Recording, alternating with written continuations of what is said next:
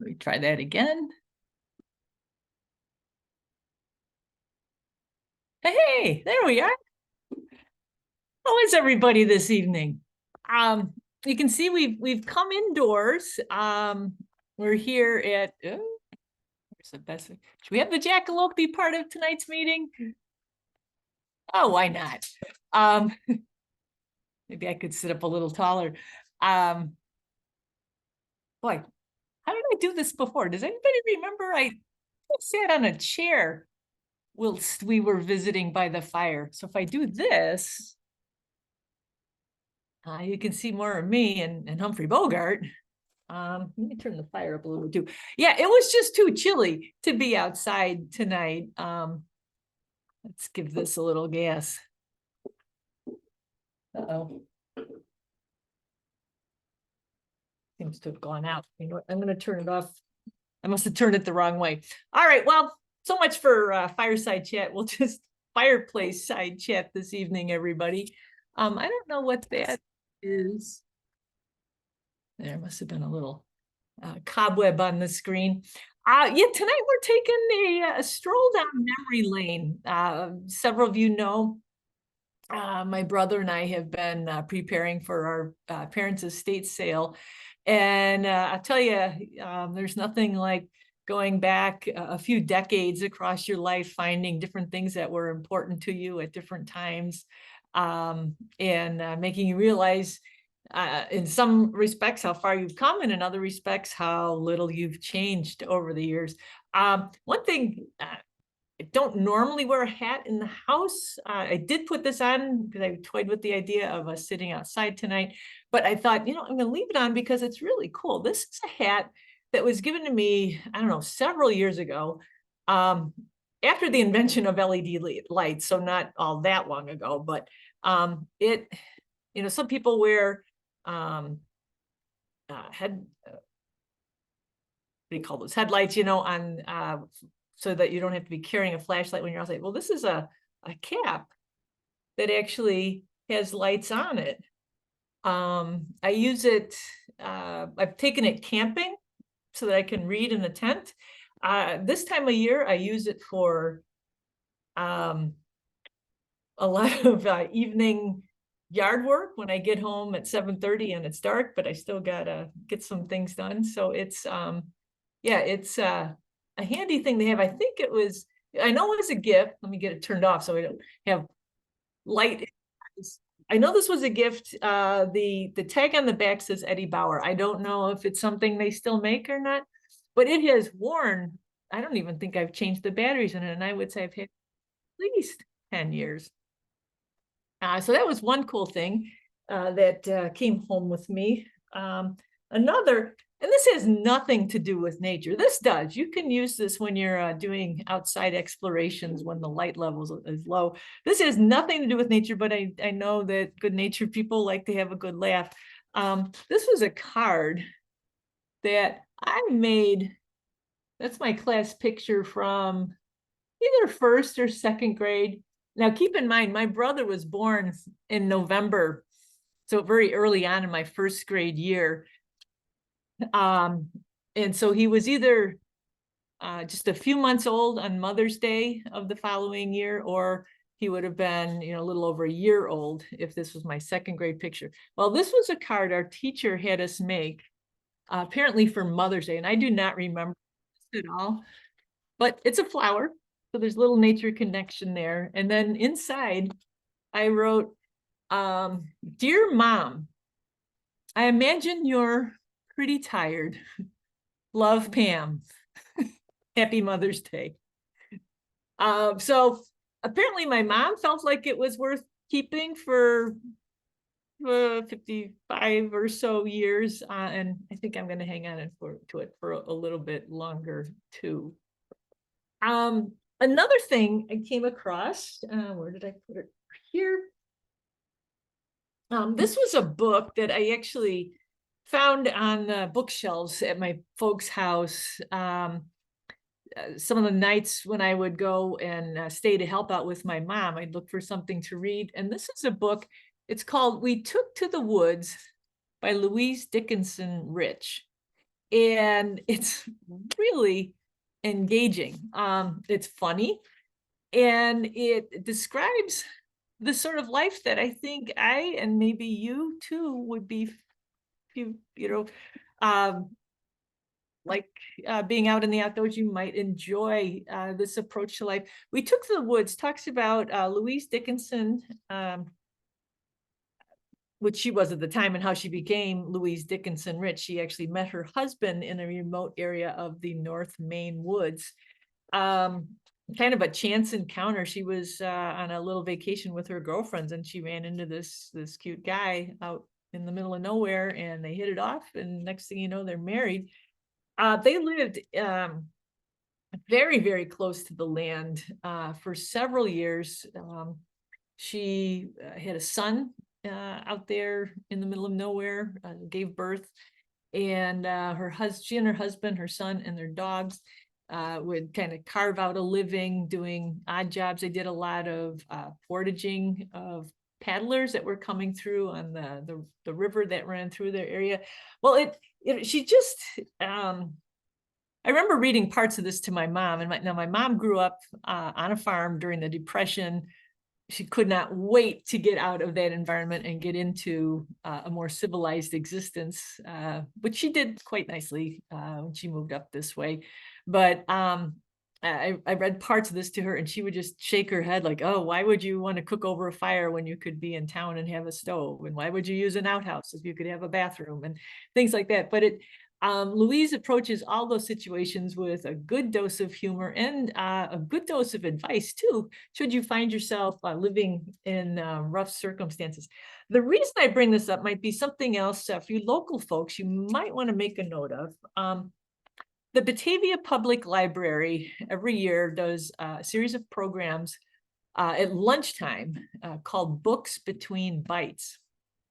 And I'm going to be presenting Books Between Bites. It's not really, I guess in some presenters, it's a book review. Sometimes they're actually, the book is being presented by the author of the book. So you get insights this way. When I've done this in the past, I've just kind of chosen bits and pieces that I think resonate and bring helpful perspectives to everyday life. There's certainly a lot of that in this book. I'll be doing Books Between Bites at the Batavia Public Library and I meant to write this down. It is on Thursday. It's the third Thursday of every month. Let's see, it's Thursday, November 16th, 2023.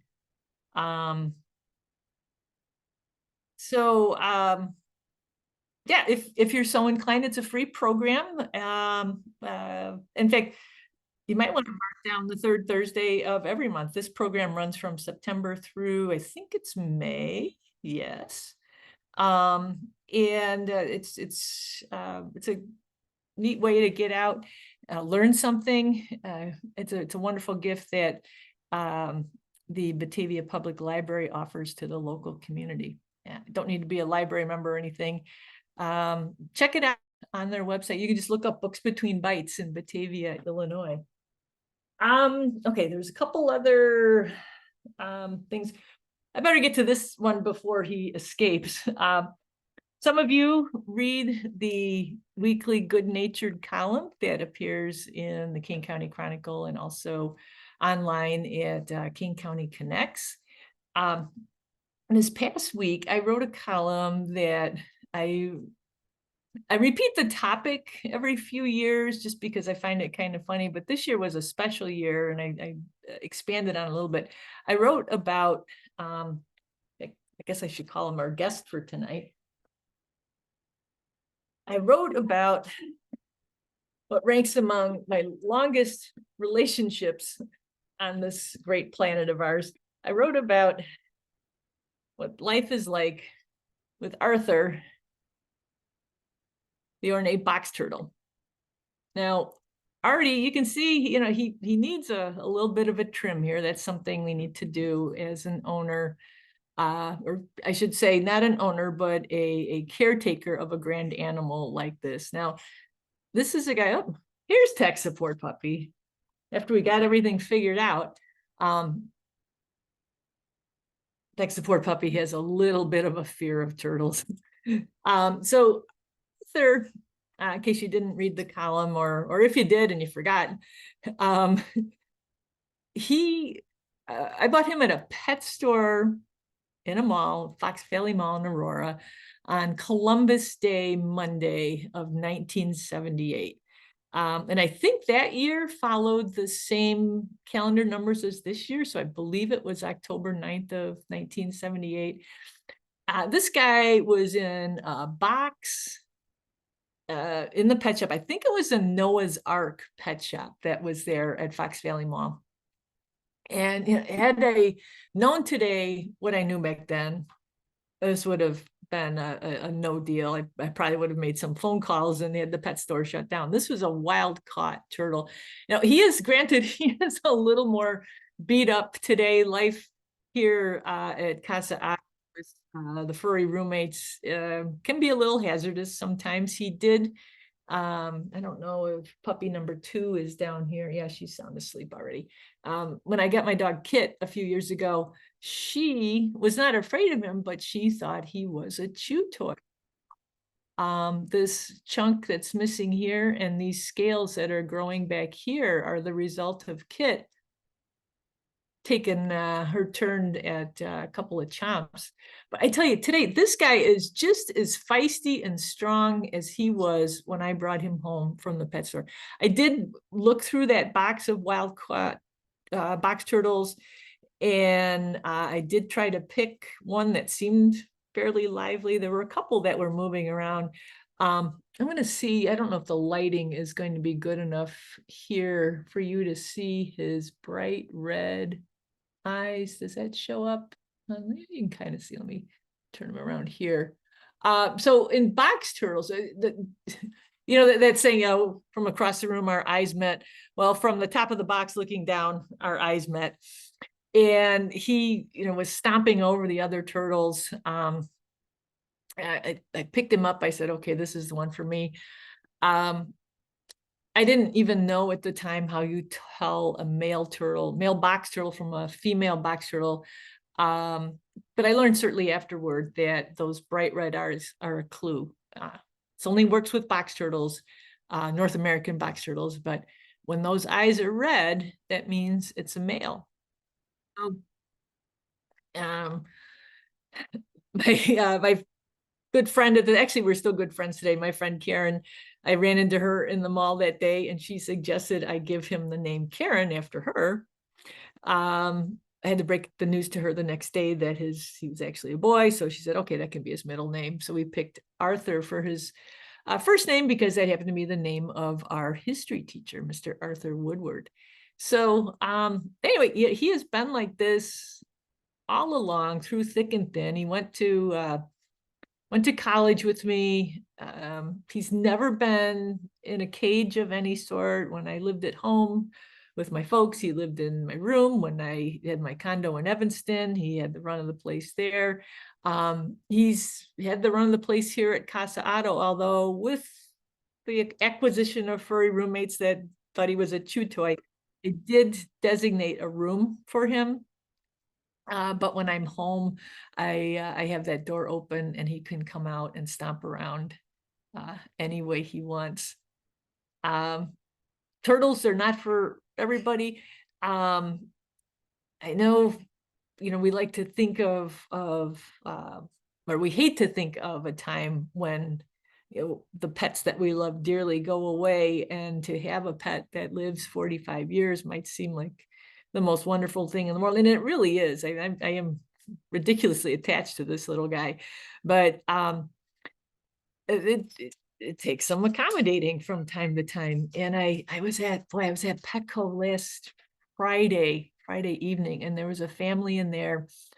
It was the 2 parents and a young boy of maybe 9 or 10 years old, and they were getting the sales pitch from the sales clerk at the store on a Russian tortoise. Now, we've just kind of, not our business at the Park District, we don't do a lot of rescue and placement, but we did help someone who'd lost a Russian box turtle, walked away from their yard. find a new box turtle with someone who, or I'm sorry, not box turtle, Russian tortoise, someone who had to give one up, that their life circumstances had changed and they could not keep him anymore. But it really, I mean, if you're leaving the country, yeah, you probably need to rehome him. But other than that, this is a pet that travels pretty well. Again, he's feisty as all get out. He's like, why am I here in the middle of the air? Turtles are supposed to be well grounded. Look at how strong he is. That was a trick somebody taught me long ago. Can a turtle hold himself up with his front legs? If he still can, he's doing okay. I'm going to put him back down. We might hear him again. I've got a little container that he's not terribly fond of, but it's going to keep him from getting chewed on by furry roommates 1 and 2. The other little bit of memorabilia that goes along with that is this book. If you've taken a reptile class through our Learn from the Expert series, you may have seen this. This is, besides the little storybooks I had as a kid, this is one of the first books I got. I want to say I was about the same age as when I made that card for first or second grade. My grandpa bought this for me. We were out to Sunday dinner one day, and I probably wasn't going to quit whining until I got something to look at. So this is what I picked. The old golden guide to reptiles and amphibians. Look who's here on the cover. When I saw this book and I saw this turtle, I thought, okay, one day I want to have one of those. And when you look up in here, the page almost falls open to box turtles. The range maps, it's going to be hard to see in this light, but they show that that box turtles range, at this point, they were broken down into Eastern and Western. And what is called Western in here, I'm pretty sure is now called the ornate box turtle. Going on this rather vague range map here, I decided that I was going to find one because they certainly appeared to be throughout the Chicago area. What I didn't realize at the time was how much the ranges of these animals had been pushed away by the development that's occurred in the area. But it was still, boy, I looked at this book like a catalog of things to go out and look for, oh, let's see, I think I'm going to go see if I can find myself some amphibians. Let's see. Let's go look for tree frogs. Or let's see if we can go out and find ourselves a box snake. So yeah, very early guiding principle in my life, and is something I still refer to this day. Hence this tape on the binder and pages that don't always stay in. All right, 2 more things here before we move on. This is actually something I'm preparing for this week, and I thought you all might get a kick out of it as well. I'm going to go visit with the Builders Club down at Thompson Middle School on Thursday. And it's funny, in our area, with our prevailing weather and climate, bats are very active as soon as the bugs start to get to be active. So, depending on when it warms up in spring, maybe late April or early May, and around to about this time, the temperature has dropped pretty steeply over the last week or so, and a lot of insects. I was marveling as I was walking home this evening how quiet things were. There's just a few crickets out there that are trying to make some noise, even though the temperature isn't helping them very much. The cicadas, haven't heard many of them these last few days. Katydids, those that are left, are calling very slowly. Those are the insects. Insects are what bats need to survive. So as the insects go away, the bats go away. But when do people want to learn about bats? In October, because that's when it's Halloween, and bats are a major symbol of that holiday. So anyway, I'm going to go talk to those members of the Builders Club about bats in the area. We might touch on the topic of, I thought they would want to learn about like bat houses, given that it's a builders club, but the advisor for the group said, oh, it's not necessary. They like to learn a lot of different things about nature too. But I dug this out. Let's see if I can hold this in such a way that it doesn't just reflect back. This is a bat skeleton. And it was something, this might have been a going away gift when I left the Fox Valley Park District and started at St. Charles. I had it for a long time. You can see, the one wing is kind of come unglued a little bit. This shows this, the way the bones on the bat's wings are put together. They actually are almost like modified fingers. In fact, the name of the order of bats is Chiroptera, which means hand wing. And you can see we've got, it's a little easier to see over here because this one's still glued down. 1, 2, 3, 4 main bones like this. And then up here, you can see it better on this one. There's a little thumb. And that top part of the wing there, that thumb, is how they move around. Should they be, on a wall or something rough like bricks, they can actually move themselves along using those thumbs. Now, when they're at rest, they do hang upside down and use their the strong tendons in their feet to lock in and hang. And when it's time to fly away, then they just release that and they drop and take off. But those thumbs become handy because if you're hanging upside down, you got to go potty, you're going to have to right yourself again. So they use those thumbs to reorient and turn around like this, do their business, and then hang back again. Now, I don't know what kind of species this is. I suspect this is something from someplace else in the world. It doesn't have on the back any sort of country identification. It just says skeleton, bat in display case.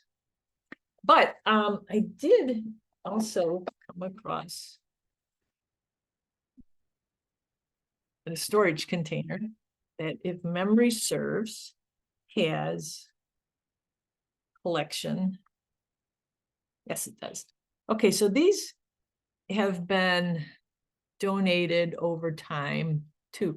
This is about the size of the bats that we have in this area. This is a very common species of bat called a big brown bat.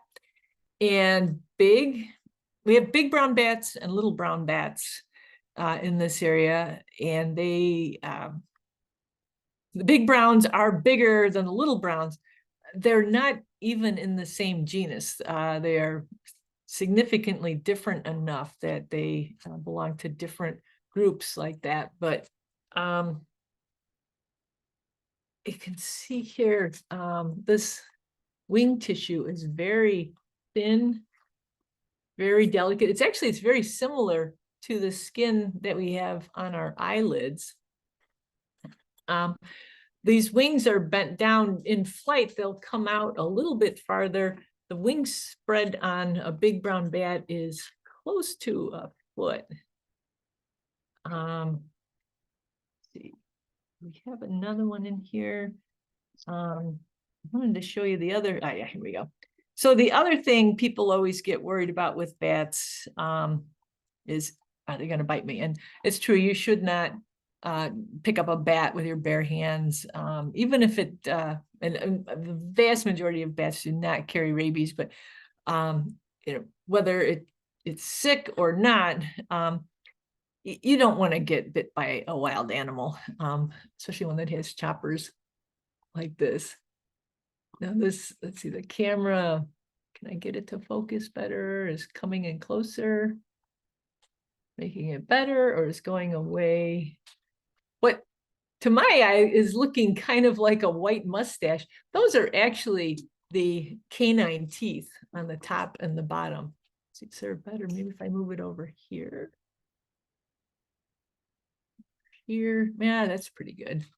So yeah, and this is a very common pose that the big brown bat will adopt. They don't not fond disturbed, and you'll oftentimes see those teeth. Even bat researchers, as they are stretching wings out and measuring, doing things like that, they will comment on the way these guys don't shy away from showing those teeth. Here's a nice look at the thumbnail here, coming off of the bend up here on the wing.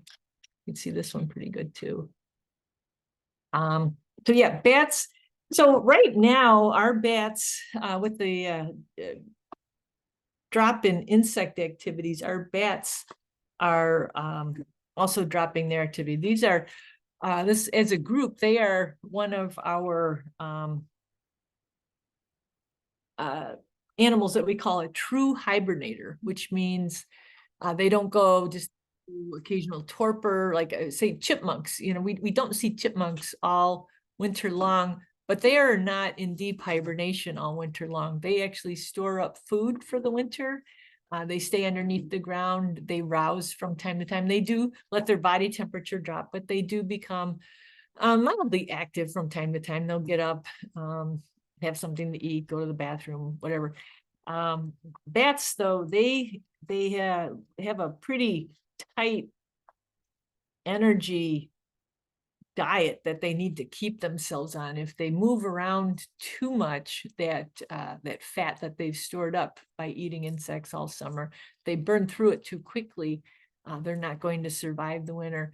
That's a big problem with a condition you might have heard of called white nose syndrome. In white nose syndrome afflicted bats, they get very agitated. That's a disease that affects many parts of the bat's body. Sometimes their wings become tattered. They wake up, they fly around, they burn up energy at times when they can't really afford to be wasteful of it. And that sometimes then leads to them not surviving their hibernation. But, you know, in this area where white nose fungus is always a concern. Here in northern Illinois, I haven't heard about it as much as in the caves and abandoned mines in southern Illinois, where a lot of other bats, less common bats like the Indiana bat, will go to hibernate. We actually have some of our local bats here that hibernate in or near the facilities that they inhabit in the summertime. If they've got an attic that they feel comfortable in, they might stay there year round. They just stop moving around once winter sets in. Other bats will migrate. The big brown and the little brown, as I said, they are the ones, big brown especially is the most common one. Little brown is actually a species of conservation concern. But they live in groups, and so then they reproduce in groups in maternity colonies, and then they hibernate in groups. Our solitary bats, like say our red bats, which I don't think I have an example of in this container, they will fly farther south to an area where they can find space, say in a hollow tree or somewhere, and that's how they will spend the winter in more solitary fashion as opposed to in a group fashion, the way our brown bats do. Okay, all right, I got one more thing, and this has nothing to do with memorabilia or anything. This is actually just a question. So a week from Friday, so this Friday is Friday the 13th. A week from then is Friday, October 20th. we're going to be making another trip down to WGN, do a Nature Nerd segment on animals in disguise. So as we get closer to Halloween, we thought it would be fun. This was actually the brainchild of Jenny Santos, who is the assistant to our director at the Park District. She often, we go down to WGN together. And she said, with Halloween coming up, wouldn't it be fun to talk about animals who dress up? And so I started thinking about more, the ideas I was coming up with where it's like the Polyphemus moth, who's got the eye spots on the back of their hind wings that can be used to help, look scary when a predator approaches. Jenny's idea, though, which I love a lot more, is animals who will actually affix things to their bodies. One of the things we came up with, and I want to see how this looks when I hold this up, because in the past I've submitted pictures to the staff at WGN, and then they show them, and we can never get the timing right. We'll be talking live in the studio, and then all of a sudden, like, these pictures start showing up, but we haven't gotten to them with our banter. So we thought, well, if we bring them down, maybe mounted on foam core or something, we can just show the pictures as needed. I want to see how this shows up. And that actually works pretty well, doesn't it? This is an 11 by 17 photograph. I don't know if any of you can figure out what this is. This was an object, a creature, I should say, that was found in one of the ephemeral wetlands at in the Hickory Knolls Natural Area. So we've got some duckweed pieces here, and we've got these bits of cattail leaves, dried cattail leaves. These are all little bits of detritus that would be found in a wetland of that nature. This is actually a ephemeral wetland dwelling caddisfly larva. The picture itself, it's sort of tucked in. I don't think you can see the larva at all, but it's built this magnificent house out of bits of plant. Honestly, when this thing was in the water, now in real life, it's about this big, maybe a little over an inch in size. When you see these things in the water, they just look like bits and pieces. Cattails, you see these in spring and early summer, and that's a time when cattails from past years have started to break down into little tiny bits and pieces. But what you can notice, if you stare long enough into the water, you peer through and you see these bits and pieces, they're moving. And it's not in a random, there's a current in the water or there's a breeze that's blowing them around. They're moving in a very defined direction because they're feeding. They're feeding on other bits of detritus, which is what caddisfly larvae do.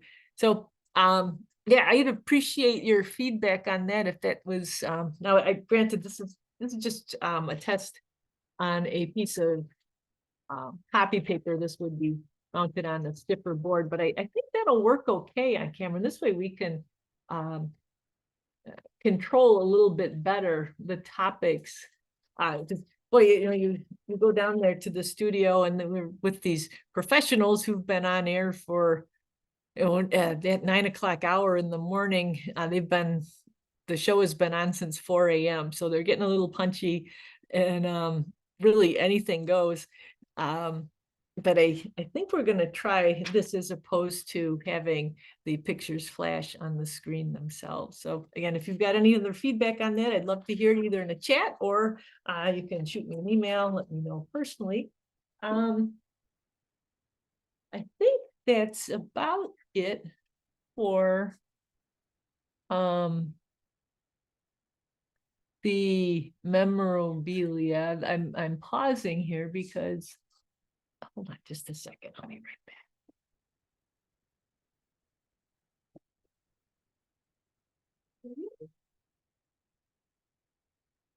Oh. Never mind. I thought I saw something really cool over here, but actually it's sort of timely. As we bring ourselves back to present day, I saw something moving over in some of the other memorabilia, and I thought, oh, what is it, a cool spider? No, it is a brown marmorated stink bug. Yes, it's that time of year. I kind of wonder if this is the one. There was one when I opened the flue to start the fire that then went out.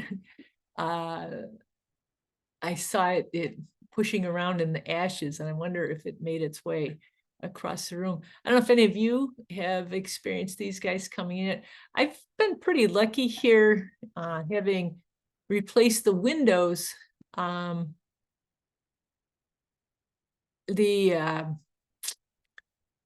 Let's see, maybe 5 years ago, 6 years ago, got new windows. That did helped tremendously to keep stink bugs, box elder bugs, and the Asian ladybugs from coming in. People always say, well, how do I get rid of them? The best thing you can do to, there he goes. The best thing you can do to keep them from becoming too much of an issue in your house is to not let them in at all. So caulking around areas around your windows, around your doors, even like at the base by your foundation, if there's gaps. I must have agitated a little bit. I've got a little bit of a stink bug aroma surrounding me here. And now he's just going to sit on the computer. That's your best means of defense, is to not, the getting rid of shouldn't be an issue if you have secured your house from the outside so that they can't come in. And if they do come in, these things they're not like carpenter ants or creatures that are going to chew in and destroy your house from the inside out. They're more of a nuisance in that people just don't like seeing bugs in their house. The dry indoor humidity that we experience in the wintertime is a killer for these sorts of things. Where we end up finding these insects a lot of times is where there's points of moisture, like the soap dish, the sink, that sort of thing. If they don't get the humidity that they require, their bodies actually will die. So there's sweep them up, suck them up with the vacuum, although sometimes the vacuum gets a little funky. Both the stink bug and the Asian lady beetles will release a defensive chemical that will be apparent inside your vacuum cleaner, your vacuum bag, if that's the style of vacuum that you have. All right, let's see. I did have a couple of other things I wanted to share with you. So let's go to our screen share and pick a screen, any screen. Here's our St. Charles Park District commercial that always comes up. All right, so here's our slides for this particular day. Now, this was an identification request that came in from a gentleman named Dale. Some of you might know him. He's a very loyal King County certified naturalist volunteer. He comes to a lot of work days, like out at Johnson's Mound and Lake Run. And he found this bee and was wondering what it is. And you look at it at first and boy, there's not a lot of insects, that are this dark and of this considerable size. This thing is close to 1 inch in size. There's some horseflies that are big and dark like this, but horseflies don't have these groovy pollen attachments, abilities to attach pollen to their legs like this. This is actually, I don't know if I can zoom in on, let me see where, get my orientation. I'm going to drop this bar over here for a second. And move this over. Let's zoom in. This bee is very long antennae, which brings us to a group of bees that are named after that, the longhorn bees. This time of year, bee that's very common is Melisodes bimaculatus. There's actually 2 white dots. You can see one of them here. There's 2 white dots on the body of these bees. For clarification and confirmation on this, I contacted Terry Measley, who's our local native bee expert. And he actually had some great things to say about these bees. He said that, let me see if I'm going to open it up over here. That you can learn their flight pattern. So in addition, I love it when it's not just looking at the ID characteristics of a creature, you know, does it have 2 spots on its bottom? Sometimes those are hard to see. Sometimes you're at the wrong angle or the light is bad. You can't see the 2 spots, but you can look at the behavior, which is also a clue. What Terry says is that you'll learn their flight pattern. They tend to hover a lot and approach their flowers slowly. I'm not sure if they're wary or if they have some way of analyzing the flowers, but you'll see, you know, some bees, they just bam, bam, bam, they go from flower to flower to flower. These particular bees take a slower approach, of, shall we say, a more cautious approach. Terry went on to give us some more information. He said that the males are similarly colored, all black with white pantaloons, and the characteristic bushy white mustachios. There's a lot of male bees that have like a walrus type mustache, facial hair on the front of their heads. He said that this is the time of year for seeing longhorn bees.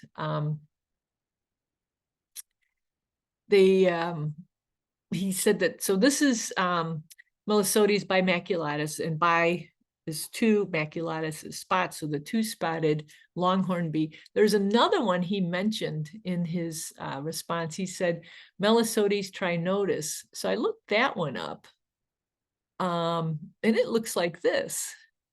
So it's not dark like the other bee is. It doesn't look like I'll be able to. This, by the way, this was I believe this came from Bug Guide, but we can tell it's also a late season bee by the aster that it's found on. But look, and it, you know, when I first looked at it, I was like, gee, you know, that looks kind of like a honeybee. But there's lots of clues that it's not. One, the long horns, and then 2, look at these rear legs. Talk about hairy. Those are all, it's not just ornamentation. This is actually a means of collecting pollen. The bimaculatus has it too, but look at how it holds pollen. So what we're seeing here are those hairs, those corbiculae, and they are holding a lot of yellow pollen. Here, this bee must be just starting out in its foraging.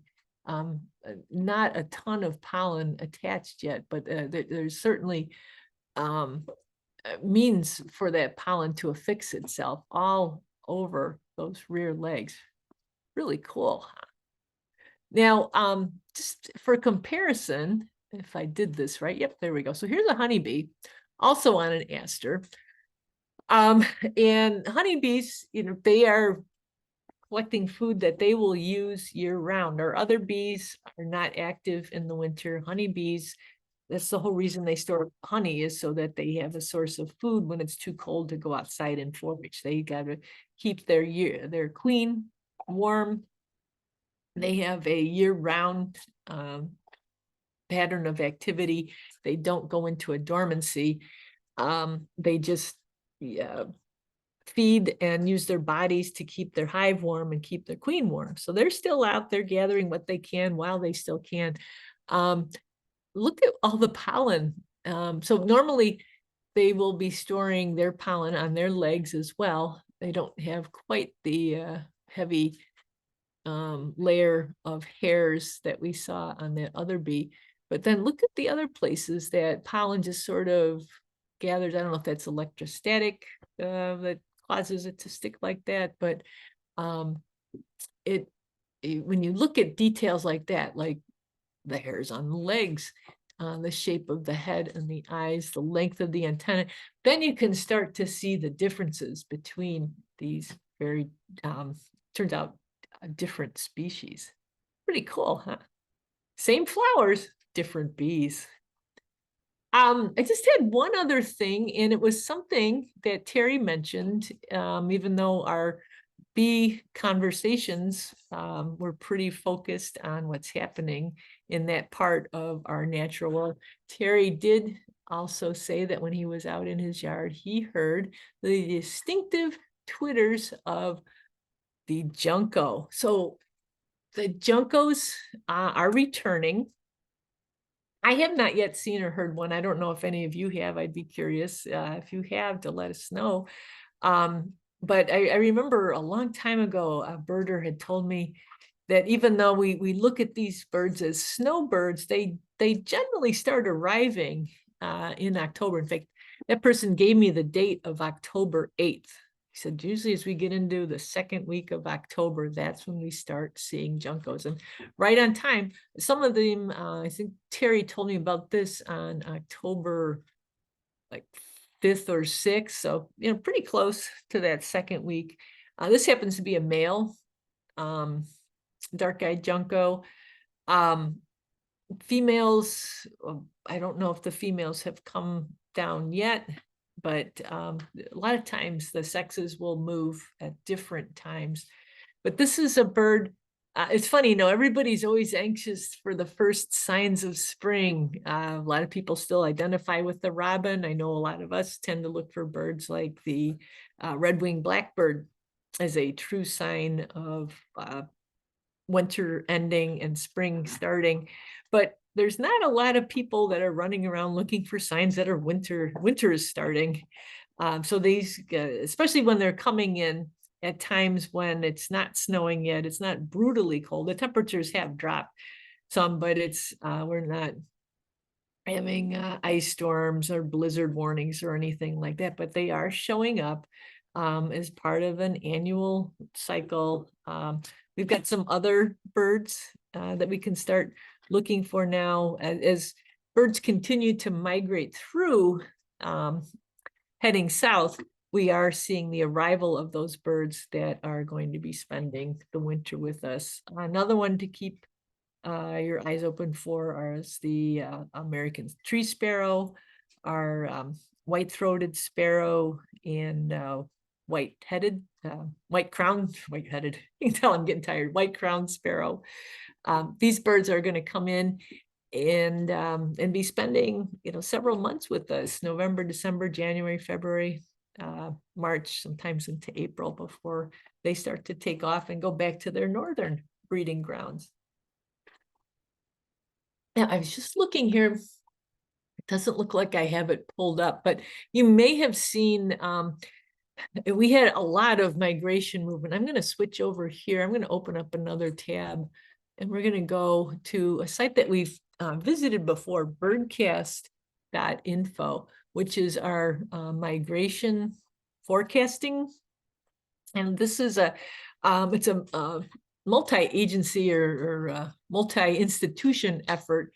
Cornell Lab of Ornithology, and then Colorado State and University of Massachusetts at Amherst are all collaborating on this.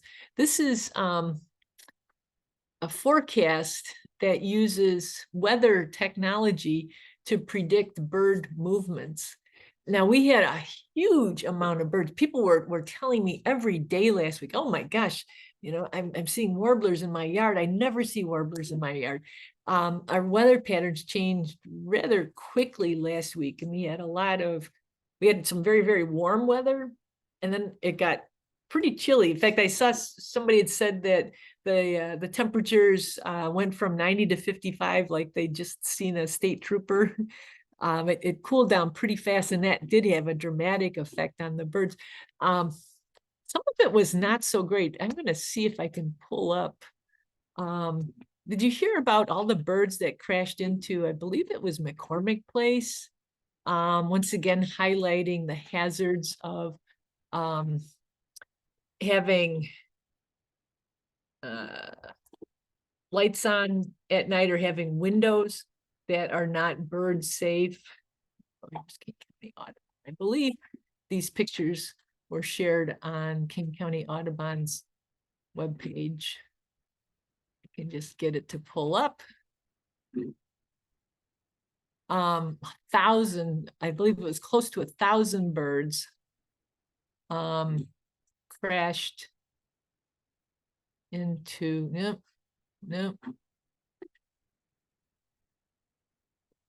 Farther. There's a look. By the way, if you have not attended, if you're local and you've not attended a King County Audubon meeting, I strongly suggest you check this group out. I'm not going to see it there. Although this gives us a good idea. If we click on this, this was shared by Audubon. This is what our birdcast map looked like last week, the night of October 6th.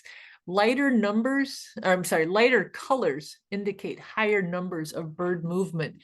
Here we are, very close to this action in the Mississippi Flyway. They predicted that night 661 million birds in the air. Tonight, the numbers are lower, 236 million. That's still a lot of birds moving on a national basis. All right, I'm going to give up on Facebook here and just go with, I'm just going to do a general search here for,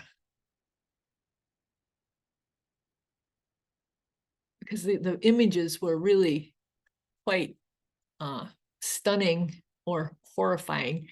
The bird collision monitors, they're out spring and fall looking for birds that are crashing into buildings. And look at all of these birds that did not survive their flight through Chicago.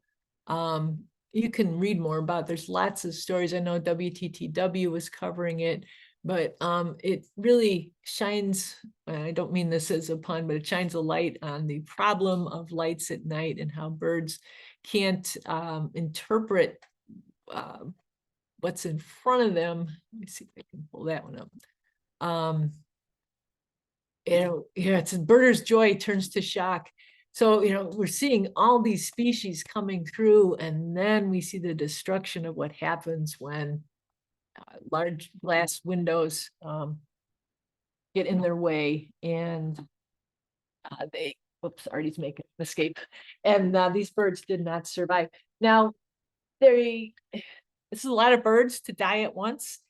And I hate the phrase, well, they're not going to die in vain, but they are not going to die in vain because they are going to be become a part of the Field Museum's extensive collection of birds that are used to study. These birds, once they are processed, their bodies can be studied for decades to come as people look at how bird morphology or size, the size of the birds change over time in response to things like climate effects. But yeah, a lot of birds on the move, and some not so great things can sometimes happen when humans have structures that interfere like that. All right, let's get back here. So tonight, 236 million birds. And then as we've looked at this site before, you can go down and you can enter a location. So I'm going to put in Kane County. There we go. And this is going to give us our forecast for our little neck of the woods. They're forecasting now a medium amount of birds, so less than there was back on October 6th. And it's going to get lower from here. I think, again, with the way the weather has gone, and we've got some rain coming in, I think it's supposed to rain. Those conditions are not good for migrating either. So they are saying 18,000 to 41,000 birds. So the birdcast.info. It's always fun. And you can sign up for alerts so that you know when it's time to go out. Another important thing, a lot of this activity is occurring at night. Nighttime flying offers a lot of advantages to migrating birds. They're used to it. Migrating at night, the wind speeds are generally lower at night. Humidity is a little bit higher. That can help as well. And the risk of predation from things like cats is much lower as well. So moving on, at night, the way a lot of these birds get to where they need to go. With that, folks, I see we're coming up on 9 o'clock. I don't know that I had anything else. Nope, that was it as far as slides go. So I'll tell you what, let's stop the share. Come back here. The stink bug is AWOL. Tech support puppy has found something to chew on. That's not Arthur. And let's see, we did have a few chats here, so y'all can help me remember what it was we were talking about. White nose syndrome is a fungal disease. Yes, and you know what? It is kind of scary how many different groups of organisms are falling victim to either a fungal disease or a bacterial disease. There's a fungal disease, it's called snake fungal disease, and it's threatening some of our most imperiled species here in Illinois, particularly the Eastern Massasauga. It's a small rattlesnake. It's endangered. It hibernates, or I guess now we use the term brumates, in the holes created by crayfish, which is a sort of a naturally cool and damp environment. So once fungus is introduced into an area like that, it can thrive. I know they've seen a lot of mortality amongst the few remaining snakes that we have seem to be catching that fungal disease too. So yeah, fungal disease. With the bats, they're fairly certain that was introduced into bat hibernacula by people who were caving.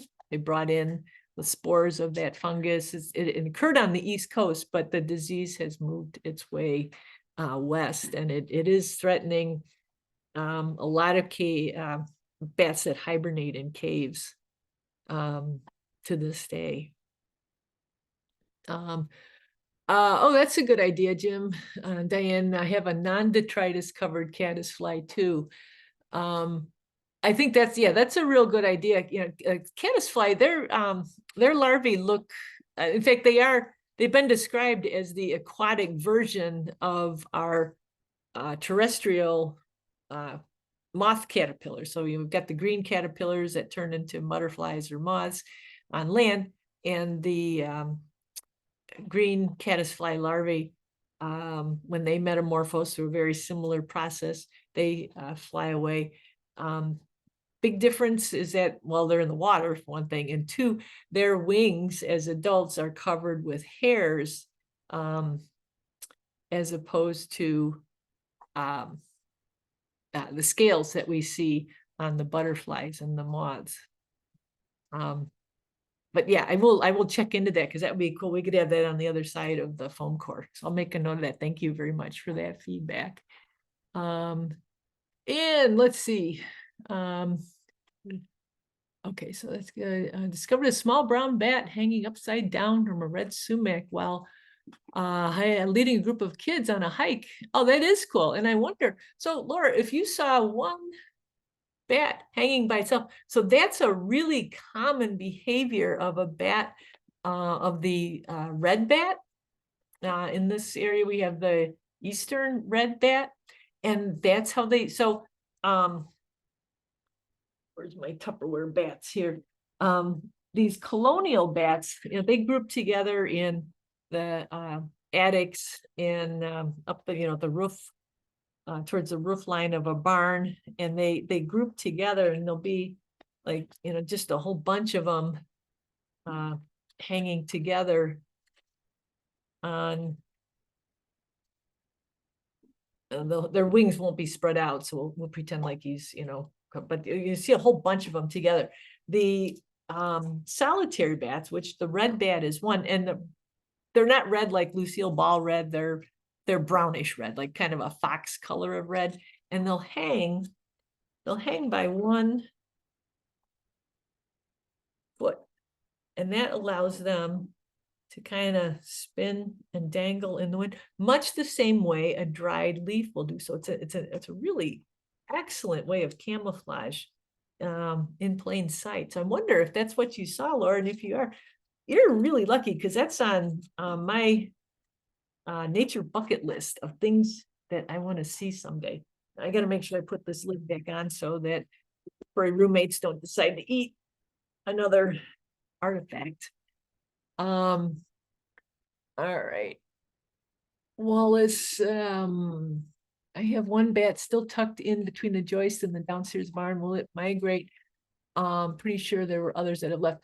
You know what? It might have decided to stay.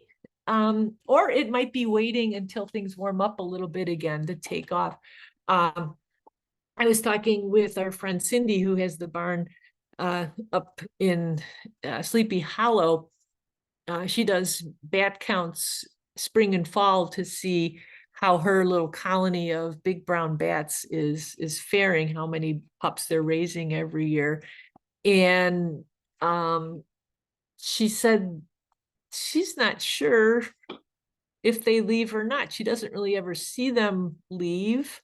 She doesn't see any guano in the winter, but then she just notices in the spring, oh, they're flying back and forth again, but there's not like this mass arrival either. So I'd say keep an eye on it. Welles, I would love to know, as it gets colder, does that bat decide to stay?